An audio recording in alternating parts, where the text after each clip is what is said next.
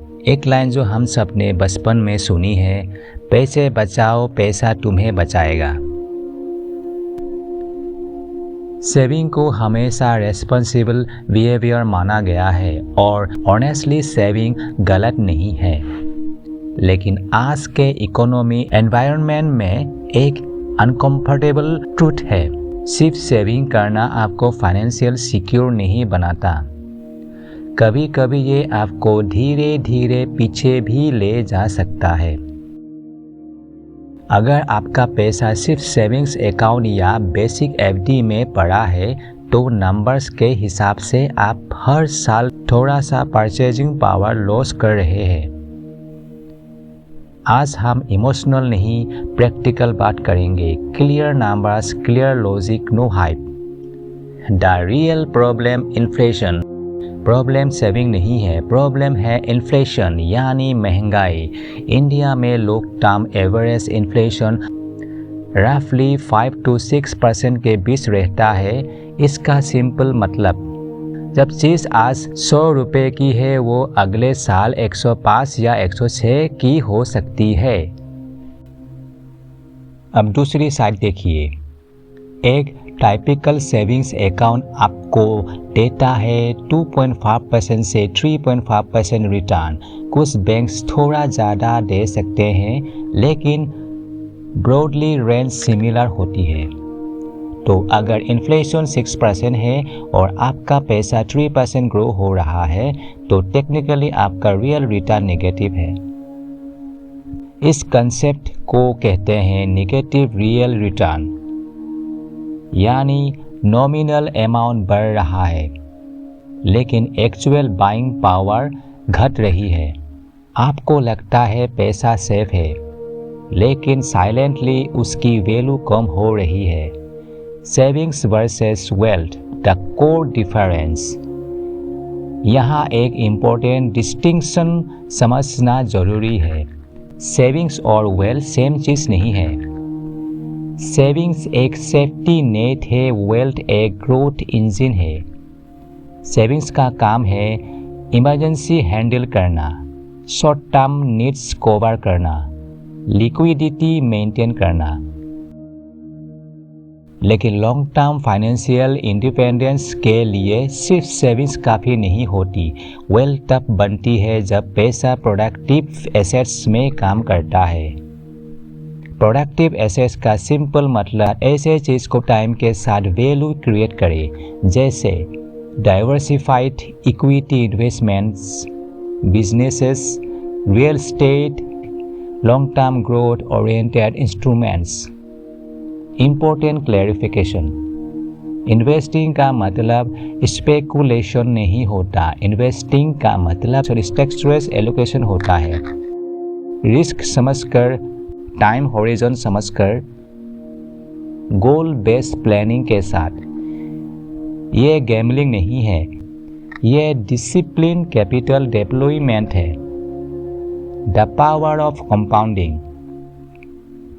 अब बात करते हैं कंपाउंडिंग की प्रैक्टिकल तरीके से।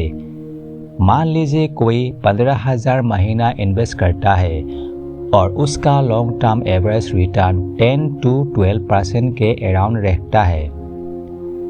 गारंटी नहीं, लेकिन हिस्टोरिकली डाइवर्सिफाइड इक्विटी ने इन्फ्लेशन को बात किया है। 20 साल बाद डिफरेंस ड्रामेटिकल हो सकता है compare to 3 to 4% growth rate. यहाँ मैजिक रेट का नहीं है, मैजिक टाइम का है। Time plus discipline investing exponential effect. लेकिन अगर आपका पैसा सिर्फ लो रिटर्न अकाउंट में पार्केट है तो कंपाउंडिंग का इंजन इफेक्टिवली एक्टिव ही नहीं होता।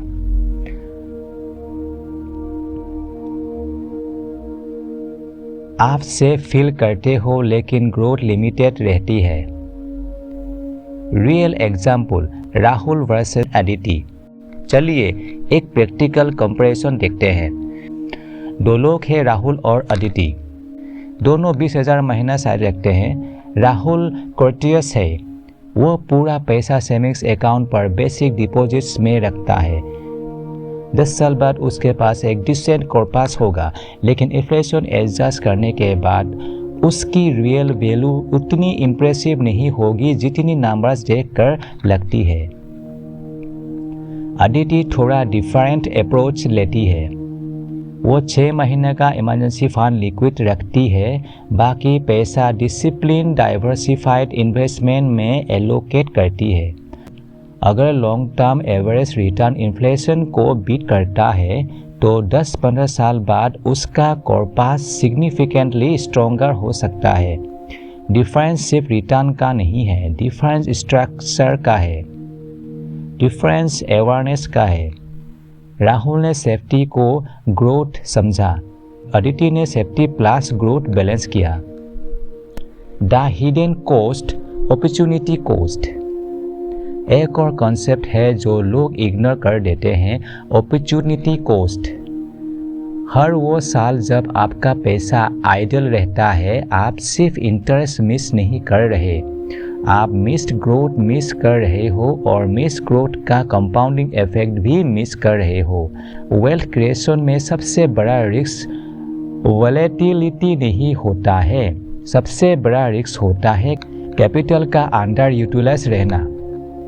मैं क्लियर करना चाहता हूँ, सेविंग गलत नहीं है, इमरजेंसी फंड मैंडेटरी है, लेकिन सिर्फ सेविंग से लॉन्ग टर्म वेल्थ बिल्ड नहीं होती। फाइनेंशियल मैच्योरिटी का टैक्स लेवल है सेफ्टी मेंटेन करना, इन्फ्लेशन समझना, रियल रिटर्न कैलकुलेट करना, स्ट्रक्चरेड इन्वेस्टिंग स्टार्ट करना।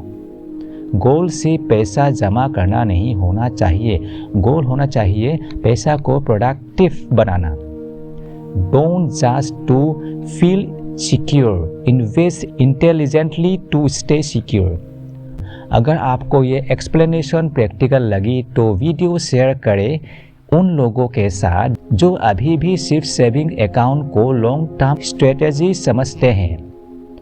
अगले वीडियो में हम ब्रेक डाउन करेंगे कि बिगिनर अपना पहला 1 लाख कैसे एलोकेट करे, स्टेप बाय स्टेप फ्रेमवर्क के साथ। सेविंग से सिक्योरिटी मिलती है, इन्वेस्टिंग से स्टेबिलिटी। अगर आप दोनों का बैलेंस सीखना चाहते हैं तो रुफिया फाइनेंस को सब्सक्राइब कीजिए। यहाँ हम फाइनेंस को सिंपल, स्ट्रक्चर्ड और सस्टेनेबल बनाते हैं।